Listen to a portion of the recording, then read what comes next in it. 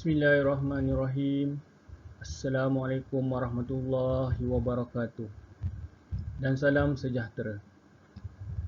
Alhamdulillahirrabbilalamin. Wassalatu wassalamu ala ashrafil anbiya wal mursalin.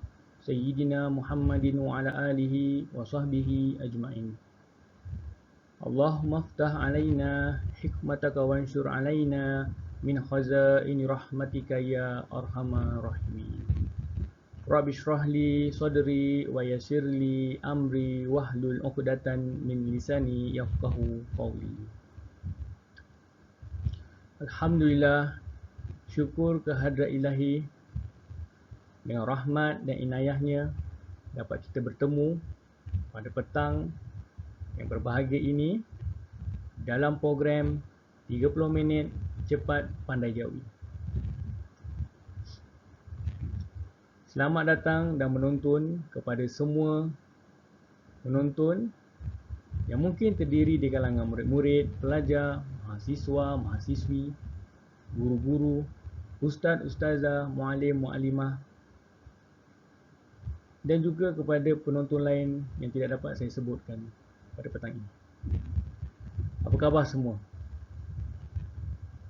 Saya harap semuanya sihat, di bawah perlindungan Allah dan mendapat kasih sayang Allah Subhanahu wa taala. Ribuan terima kasih dan tahniah diucapkan kepada penganjur program pada petang ini, iaitu Persatuan Munshi Dewan Jawi DBP bersama Ilmu Rabi KPM. Program ini juga disokong oleh Dewan Bahasa dan Pustaka. Terima kasih juga kepada semua kru program pada petang ini. Tidak dilupakan juga kepada sahabat-sahabat munshi saya dan juga kepada sesiapa yang terlibat secara langsung dan tidak langsung bagi menjayakan program ini. Saya, Muhammad Afi bin Arifin, berasal dari Johor Bahru, Johor. Ketika ini, saya sedang bertugas di Sekolah Kebangsaan Belimbing Dalam, Alor Gajah, Melaka. Saya juga merupakan Munshi Dewan Jawi di DBP Negeri Melaka. Para penonton sekalian, pada siri yang ke-10 pada kali ini, saya akan membawa topik yang bertajuk mengenali perkataan diftong dengan menggunakan sifir diftong. Para penonton tahu perkataan diftong Jawi? Pernah mendengar bunyi diftong Jawi? Mungkin ada yang pernah, mungkin ada yang tidak. Oleh itu, hari ini saya akan membantu para penonton mengenali dan mendalami diftong Jawi. Sebelum kita mengenali dan mendalami diftong Jawi, kita lihat dahulu objektif topik pada hari ini. Objektif yang pertama adalah mengenal pasti bentuk dan padanan huruf diftong. Mustahak bagi pengguna tulisan Jawi untuk mengenal bentuk dan padanan huruf diftong. Yang kedua, membezakan sistem ejaan diftong dengan yang lain seperti vokal bergandingan melalui sifir diftong. Pada hari ini, kita akan menggunakan teknik sifir diftong untuk mendalami diftong Jawi. InsyaAllah, pada minggu hadapan, sahabat munshi saya akan menerangkan kepada para penonton berkenaan vokal bergandingan. Objektif yang terakhir, dapat membaca, membina dan menulis perkataan diftong mengikut sistem ejaan Jawi yang betul. Penting bagi pengguna tulisan Jawi untuk menulis perkataan diftong Jawi mengikut sistem ejaan yang betul. Apa itu diftong Jawi? InsyaAllah saya akan terangkan kepada para penonton. Diftong Jawi ialah gabungan dua huruf vokal Jawi berturutan yang sama sebutan dan ejaannya dalam satu suku kata. Kata kuncinya di sini, diftong Jawi terdiri dari dua huruf vokal. Kemudian sama dari segi sebutan dan ejaan. Dan yang terakhir, diftong Jawi berada dalam satu suku kata. Saya nak tanya, bagaimana terjadinya diftong ni? Mungkin ada yang tahu, mungkin ada yang tak tahu. Yang tahu cuba jawab di ruang komen. Mungkin betul, mungkin salah, jadi kita boleh berkongsi bersama. Okey. Diftong ni berlaku akibat perubahan kedudukan lidah ketika kita menyebut sesuatu perkataan. Ataupun kita menyebut huruf diftong tu dengan sekali hembusan nafas. Satu hembusan nafas. Itu yang terjadinya diftong. Kita lihat pada jadual bentuk dan padanan diftong. Okay, ada bentuk rumi, bentuk dan padanan huruf Jawi. Okay. Bunyi sama, bunyi bentuk rumi dengan bentuk Jawi sama, yang berbeza adalah ejaan ataupun padanan huruf. Contoh yang pertama, tengok bentuk rumi AI, bunyi dia I. Nah, bentuk Jawi pun bunyi dia sama I, cuma di awal kata ejaan dia alif hamzah ya, itu padanan dia. Kemudian di tengah dan akhir kata alif ya. Okay, nombor 2, AU, AU, bunyi pun sama. Yang tulisan Jawi, AU juga, cuma di awal kata dieja alif hamzah waw, atau padanan dia. Kemudian di tengah dan akhir kata alif waw. Okay, dan yang terakhir, OI, OI, OI bunyi dia pun sama, Jawi bunyi dia, OI. Tapi di awal kata tak ada, so dia hanya ada di tengah dan akhir kata, bunyi dia pun OI.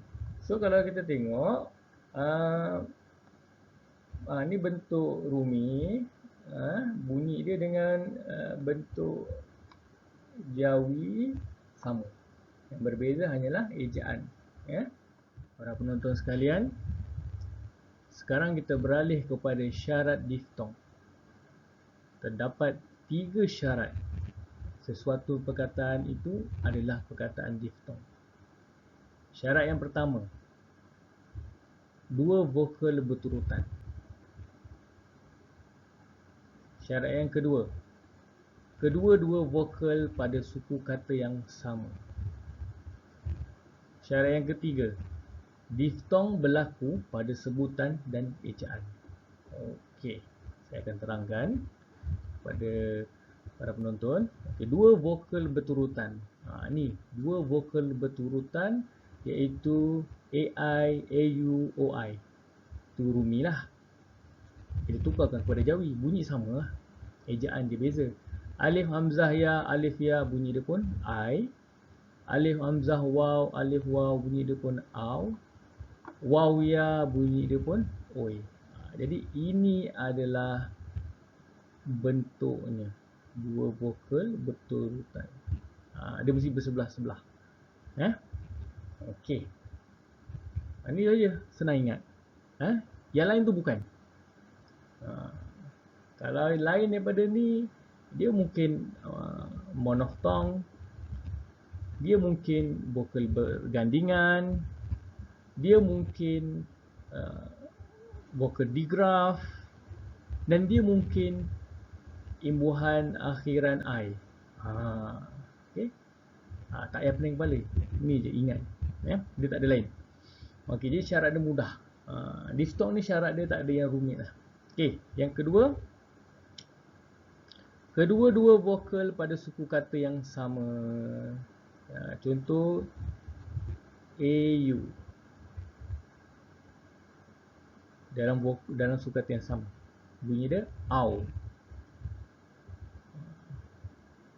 Lepas tu lychee dalam suku kata yang sama. Lai. Okey. Bukan bunyi dia lai ci. Ataupun ni tadi aura. Lain pula, pelik pula bunyi dia. Okey. Kemudian amboi. Amboi, boy dalam vokal yang sama. Bukan bunyi dia amboi. Itu yang membezakan. Kemudian dalam eka kata, senanglah, tak adalah. Ada satu je lah suka kata dia, hai lah. Tapi mungkin boleh bunyi hai. Tapi tak adalah perkataan hai kan. Kemudian tauge, suku kata yang sama, tau. Saudara, ni dalam 3 suku kata sau. Tak bunyi saudara. Salah lah bunyi diftong itu. Kemudian permaisuri, 4 suku kata mai. Tak ada orang sebut permaisuri. Itu yang dikatakan dalam suku kata yang sama. Kemudian diftong berlaku pada sebutan dan ejaan. Kalau bunyi dia by, ejaan dia pun ba alifiyah by. Kalau bunyi dia jau, dalam hijau, ejaan dia pun jim alif waw, jau. Dodoi, kalau bunyi dia doi, ejaan dia pun dal waw ya. Jadi kena sama. Dia tidak boleh berbeza. Baiklah para penonton yang dirahmati Allah. Tadi kita dah belajar syarat perkataan diftong. Sekarang saya akan memberi pencerahan tentang syarat diftong. Okey. Ada 2 kategori, menepati syarat, tidak menepati syarat. Saya bagi contoh yang menepati syarat dan tidak menepati syarat, kita bandingkan. Kita tengok yang pertama, iaitu bentuk dia. AI, AU, OI. Ini menepati syarat. Selain daripada itu, IA, UA, OI dan sebagainya adalah bukan bentuk diftong. Jadi tidak menepati syarat. Kemudian yang kedua, kai, lan. Kai, lan. Itu cara untuk kita kena pasti berapa suku kata lah kan. Okey. Kai dalam suku kata yang sama. Kalian, lian pun dalam suku kata yang sama. Tetapi bentuk vokal diftong dia tak betul. Yang kalian ni I, A. Bentuk dia sebenarnya A, I. Nampak? Okey, syarat yang ketiga. Oh, sama ni. Apa yang nak beza je? Cuba tengok. Ejaan sama, bunyi berbeza. Okey, yang pertama bunyi dia bau. Yang kedua bunyi dia bau. Bau. Macam tu. Yang pertama ni bau ni nama tempat di Sarawak lah. Yang kedua ni bau. Bau kan sesuatu yang kita hidup. Okey. Bau ni dalam satu suku kata, walaupun dia eka suku. Bau dia sebut terus. Manakala bau, bau ni dalam 2 suku kata, dia terpisah. Huruf A dan U terpisah. Jadi dia tidak menjadi vokal pergandingan. Okey, yang keempat, saudagar. Saudagar, 3 suku kata. Kemudian bidadari, 4 suku kata. Okey, tak ada masalah. Apa yang ni menepati syarat, ni tidak menepati syarat? Ni menepati syarat sebab dalam sau, satu suku kata yang sama. Ni ini langsung tak ada ni. Tidak ada suku kata. Okey, yang terakhir, dau lat, 2 suku kata lah. Tau bat, 2 suku kata juga. Apa yang membezanya? Bunyi dia, sebutan dia diftong, tetapi ejaan dia bukan. Okey, kita tengok. Okey, dau lat. Okey, yang ni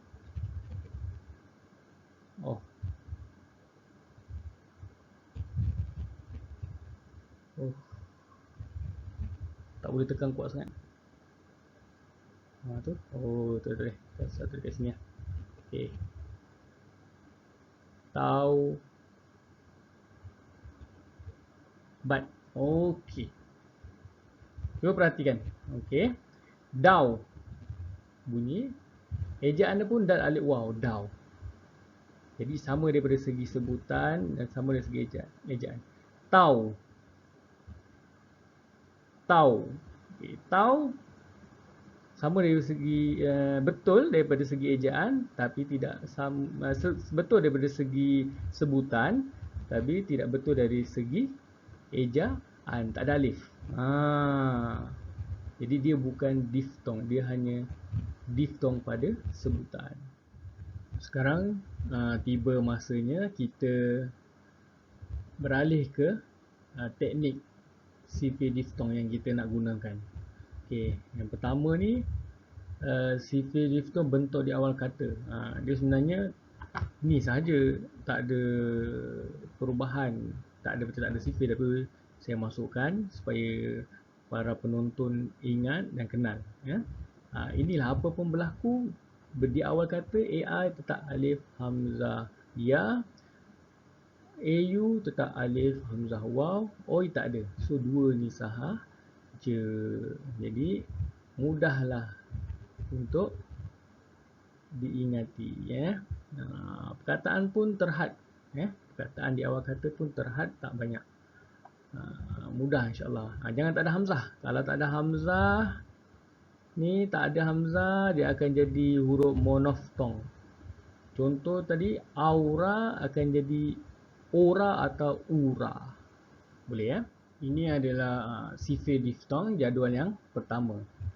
Dia ada 3 jadual, mengandungi 18 huruf konsonan Melayu Jati. Saya ambil 18 huruf Melayu Jati lah, dia senang. Okey. Kemudian padanan huruf Rumi dan padanan Jawi. Yang biasalah bi, ba, si, ca, da, di dan seterusnya, ya. Kalau penonton dah ikuti CD sebelum ni, dah kuasai suku kata Jawi, suku kata terbuka, suku kata tertutup, padanan Jawi, huruf Jawi, insya-Allah dia memudahkan untuk memahami jadual, memahami sifir ni. Okay, kemudian bentuk di awal I, bentuk di tengah au, bentuk di akhir oi. So cuma tambah huruf konsonan jadilah bai, bau, boi. Bunyi sama. Cuma ejaan Jawi bezalah, padankan. BAI bai, ba alif ya bai. BAU bau, ba alif waw bau. BOI boy, bau waw ya boy. Mudah. Cai, cau, cuy, gitu je. Dai, dau, doi. Okey. Dan seterusnya. Tak ada perkataan yang susah lah. Okey, mudah. Ini pula sifir diftong dalam jadual yang kedua. Okey. Dari huruf K hingga huruf R. Okey, padanan dia lah dari huruf kaf sampai huruf ra. Okey. Sifir diftong ni penonton boleh baca seperti biasa tadi, macam tadi, ataupun mungkin kalau penonton kreatif boleh jadikan lagu. Kan? Mungkin kai kau koi, lai lau lui, dah macam bahasa Mandarin lah pula, kan?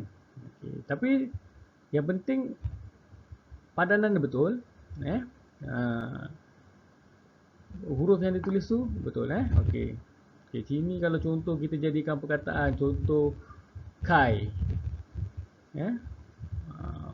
dia mungkin kalau di akhir bangkai, okey, di tengah kailan, okey, dia di tengah. Okey, lepas tu kau, koi, apa dia apa, sekoi. Okey, banyak lagi contoh lai, laici, moi, amoy.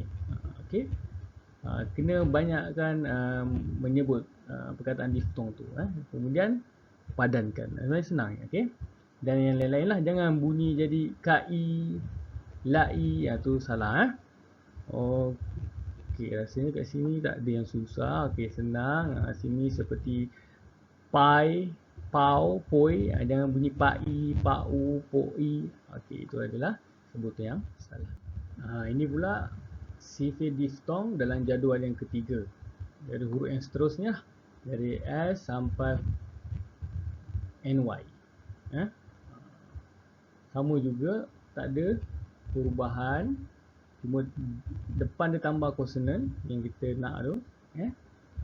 Dia hanya ada di tengah dan akhir. Di awal tak ada, yang tadi kita mula tengok tu dia tak ada perubahan langsung. Okay, kalau yang ni dia akan tambah huruf consonant di depan dia. Baru dia akan jadi di tengah dan akhir. Contoh, ni tak ada apa, sai, yang bunyi sai, sai tu lain lah. Okay, sau, sui. Okay. Ada juga yang mungkin suku kata tu tak ada, tapi boleh kita lengkapkan lah. Jadi sifir. Okay. Contoh perkataan yang bawah ni, okay, nyai. Mungkin perkataan dia renyai. Jadilah perkataan diftong. Ngai, bingai. Tapi Ustaz tak tahu bingai tu ada ke tak dalam kamus. Jadilah perkataan diftong ke. Lagi apa? Wow, tawau. Jadi nama tempat di Sabah, Tawau. Edaran dia macam inilah. Ta alif tambah di depan, lepas tu waw alif waw, tawau. Okay. Kalau nak fashion sikit, dia letak huruf taw, huruf waw, jadi sebut dia tawau. Itu fashion je lah. Okay. Dan yang lain tak rasa tak ada, mudah. Okay. Okay, sekarang kita pergi kepada isu diftong Jawi. Apa itu isu diftong Jawi? Isu ni macam masalah lah, ataupun kesilapan atau kesalahan yang kita buat ketika menulis. Okay. Menyebut atau mengeja perkataan diftong. Ada satu je. Pengguna tulisan Jawi tidak memadankan huruf A dengan alif. Macam dalam jadual tadi kan. Okay. Dan menulis pada bentuk diftong I, alif ya, dan au, alif waw, di tengah dan akhir perkataan. Bermaksud pengguna sepatutnya menulis huruf alif tu, tapi dia tak tulis. Okay. Sebab diftong ni pola dia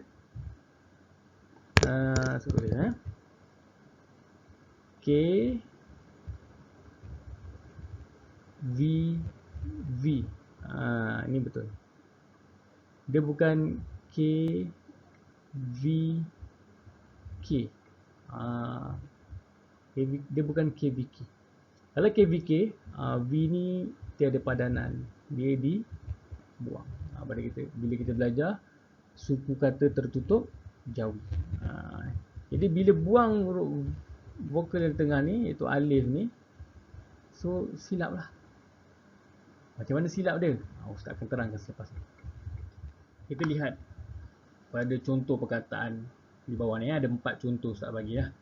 Ejaan yang salah, ejaan yang betul. Okay, contoh perkataan yang pertama tairu, yang kedua serai, yang ketiga baulu, yang keempat lampau. Okey. Tadi kita dah cakap kan. Okey. Cara dia, pertama kita kena pasti okey. Ni suku kata dia kan. Tai. Betul form. Tairu, dus kata. Rai. Kan? Bau. Pau. Okey, yang ini. Okey, kalau kita ikut sifir tadi kan, macam inilah. Tai, tau, tui, kan? Rai, rau, roi, bai, bau, boi. Lepas tu, pai, pau, poi. Okey, yang tadi kan? Ingat tak? Okey, senang kan? Kalau kita buat macam tu senang ingat. Okey, kemudian, apa kesilapan dia? Okey.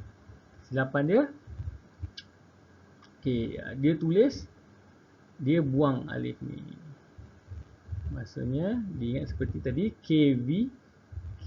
Sebab kalau ikut KVK, alif di tengah tu tidak ada padanan. So, dia pun tulis. Okey. Dia tulis. Ta. Ta.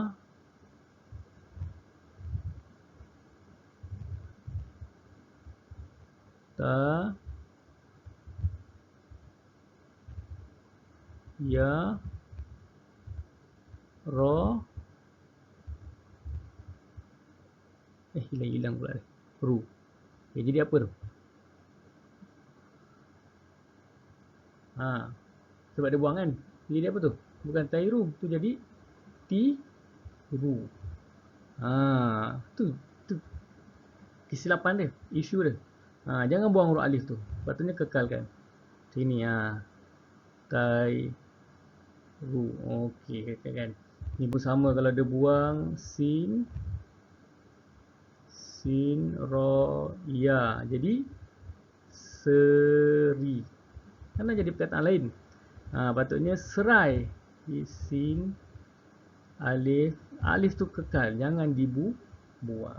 Biasa kesilapan di situ, isu di situ. Sebab kita sangkakan itu suku kata tertutup. Okey, sama juga baulu jadi apa ni? Jadilah bulu. Saya makan bulu. Tak kena ketawa. Okey, jadi dia baulu. Okey. Saya makan baulu. Barulah betul. Okay, sama juga lampau. Apabila dia buang huruf alif ni, dia akan jadi apa? Lamim pa waw. Jadi lampu. Sepatutnya kekalkan, jangan buang lampau. Okey, nampak? Boleh. Itu sebenarnya isu dia di sini. Jangan buang ni, jangan buang jangan buang. Okey, boleh. Sekarang buat latitudi diftong. Saya nak tengok para penonton faham tak berdasarkan sifir diftong tadi, yang ada 3 jadual, dan juga isu. Isu yang baru saya bagi pencerahan tadi. Okey. Contoh kalau tengok sini ada Hai lam boycott. Dua sebut Hai lam boycott. Okey, pertama para penonton boleh pisahkan dulu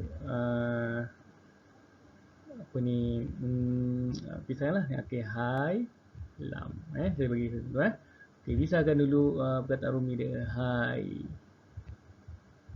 lam. Okey, lepas tu tukarkan kepada Jawi yang tadi. Okey, sifir hai. Okey. Hai, hau, hui. Okey, yang tadi hai macam mana?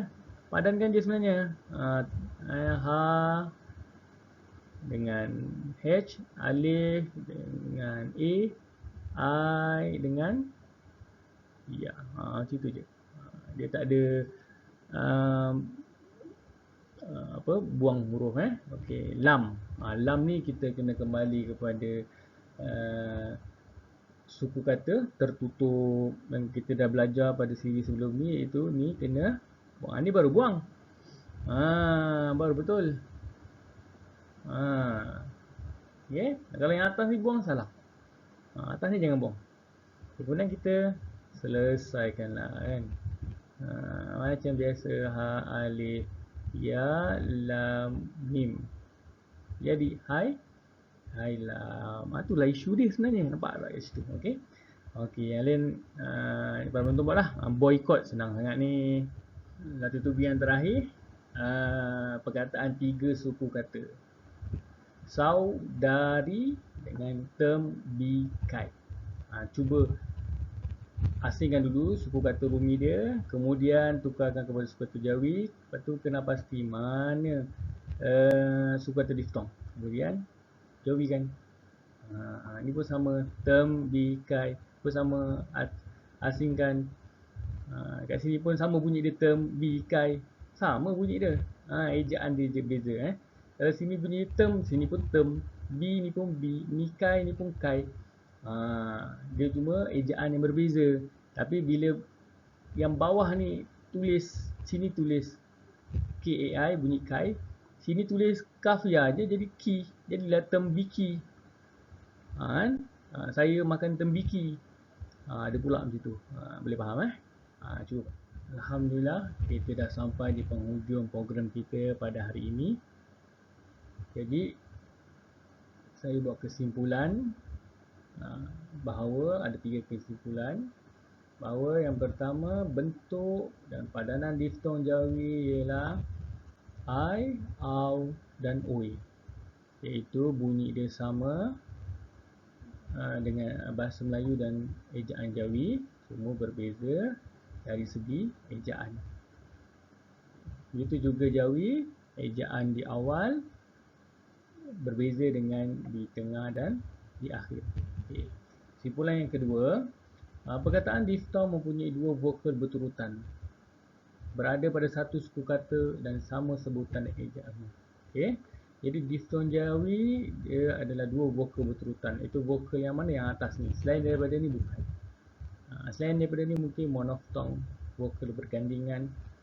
Okay. Imbuhan akhiran I. Okay. Berada pada satu suku kata. Dia pada satu suku kata. Kalau 2 suku kata tu vokal bergandingan. Pada 2 suku kata mungkin imbuhan akhiran I. Dan juga sama sebutan dan ejaannya. Okay, jadi sama. Kalau eja dia bunyi dia BAI, by, itu bunyilah adalah Jawi. Ba alifiyah pun by. Okay. Kalau tak sama, hanya sebutan saja atau salah satu ejaan saja, dia dipanggil diftong sebutan atau diftong ejaan. Okay, dan kesimpulan yang terakhir, kesalahan menulis perkataan diftong yang sering berlaku apabila tidak menulis huruf alif pada bentuk I dan au di tengah dan akhir perkataan, seperti mana kita bincangkan tadi. Dia buang alif tu. Okay, jangan buangkan, kekalkan. Sebenarnya cerita diftong ni dia tidak ada buang huruf. Diftong ni mudah. Dia tidak ada kaedah,